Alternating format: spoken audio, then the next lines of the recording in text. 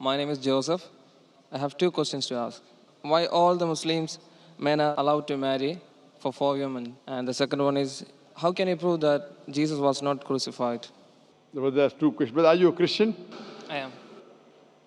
Brother has two questions.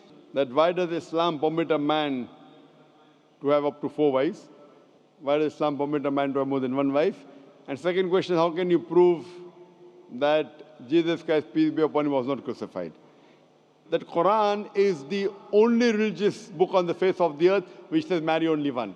You read the Bible, you read the Ramayana, you read the Mahabharata, you read the Veda. No religious book on the face of the earth says marry only one besides the Quran. If you read Ramayana, the Hindu scriptures, the father of Sri Ram, he had more than one wife. If you read Mahabharata, Sri Krishna, how many wives he had? 4, 10,000, 10,000. He had 16,108 wives. So if Sri Krishna can have 16,108 wives, so why can't Muslims have maximum up to 4? If you read the Old Testament, it says that Solomon, peace be upon him, had 700 wives. Abraham, peace be upon him, had 3 wives. So Old Testament tells you can marry as many wives as you want. Same as the New Testament says that you should follow Old Testament. So in Hinduism, in Christianity, in Judaism, you can marry as many as you want. It is later on that the church put a restriction that Christians should marry only one. It is later on, Rabbi Benjamin Yehuda passed a synod and say that Jews should marry only one. Otherwise, previously, they used to marry as many as they wished. It is the Indian penal code in India in 1954 that put a restriction and said, under the Hindu Special Marriage Act, the Hindus should marry only one. But the scriptures put no restrictions. Let's analyze what does the Quran say.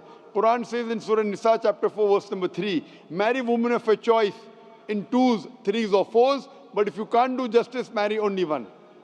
This statement, if you can't do justice, marry only one, is only given in the Quran and no other religious scriptures. Let us analyze why does Quran give permission for the Muslim men to marry more than one woman, maximum 4. The reason is that by nature, male and female are born in equal proportion. But if you ask any pediatrician, he will tell you, the doctor of the children, that the female child is stronger than the male child in fighting germs and diseases. So you have more deaths among the male children as compared to female children. So in pediatric age itself, the females are more than the males. As life goes on, there is death due to wars, due to alcoholism, due to drug addiction, due to accident. In all these cases, more men are dying as compared to females. So today in the world, there are more females as compared to males.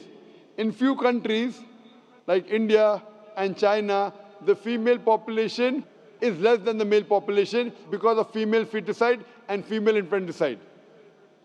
In India, according to a BBC report, every day more than 1,000 fetuses are being aborted after they are identified as females. If you multiply this figure by 365, you get a total of more than 1 million fetuses are being aborted every year in India after they are identified that they are females. According to the Tamil Nadu government hospital report, out of 10 females born alive, 4 are put to death. If you stop this evil practice of female feticide and female infanticide in India, even in India, the female population will become more than the male population. Even in China, if you stop this evil practice, the female population will become more than the male population. Today, if you analyze, in USA alone, there are 4.7 million females more than males. In UK alone, there are 1.2 million females more than males. In Germany alone, there are 1.6 million females more than males. In Russia alone, there are 10.6 million females more than males. And God alone knows that how many females are more than males throughout the world. If I agree with you that one man should only marry one woman, and suppose your sister happens to live in America, or suppose my sister happens to live in USA, and the market is saturated, every man has found a wife for himself, yet there will be 4.7 million females who will not find life partner. And if your sister happens to be one of them, or if my sister happens to be one of the 4.7 million females who have not found a life partner for themselves, the only option for them is that she either marries a man who already has a wife, or becomes public property. Public property, such a harsh word. It is the most sophisticated word I can use. I cannot use a better word. You know, in America, today the statistics tell us, on average, a man has 8 different sexual partners before he settles down with one. Having mistresses in US is very common. 5, 10, 20, 30, no problem. Having more than one legal wife, it doesn't go down their throat. When a woman is a mistress, she doesn't get her rights. She is dishonored. She is not treated well. In Islam, when a woman becomes the second wife, she gets the honor, she gets the right, she's treated well. Any modest woman, if you ask her, that would you prefer being a second wife of a man who's already married or become public property, they would opt for the first. So Islam has given permission for some men to have more than one wife to protect the modesty of the woman. Coming to your second question. Is it allowed for ladies to marry 4 men? Brother, you're asking counter question, the time is limited. You asked 2 questions, now you're asking a 3rd question. Are you convinced with the first answer? I'm convinced with the first one. MashaAllah, so you're convinced, okay. The brother asked that, is a woman allowed to have more than one husband? If you do that, this problem will be exaggerated more. I mean in Muslims, in Muslims. As it is, women are more than men. If women marry more than one husband, the problem will be exaggerated. Point number 1. Point number 2, if a man has more than one wife and if the child is born, you can easily identify who is the father, who is the mother. If a woman has more than one husband and if the child is born... But DNA is still allowed. Brother, let me finish the answer, na? You asked the question, was I interfering? Was I interrupting? Yes or no? No. No. So why are you interrupting? After I finish, you can ask, na? I'm a medical doctor. Are you a medical doctor? No. I'm a medical doctor. I know about DNA testing. I'll come to it. Once, if a woman has more than one husband, 2 husbands, and if a child is born, and if he goes to admit in the school, and if the question, who's your father, she'll have to give 2 names. You're talking about DNA testing. I know about it.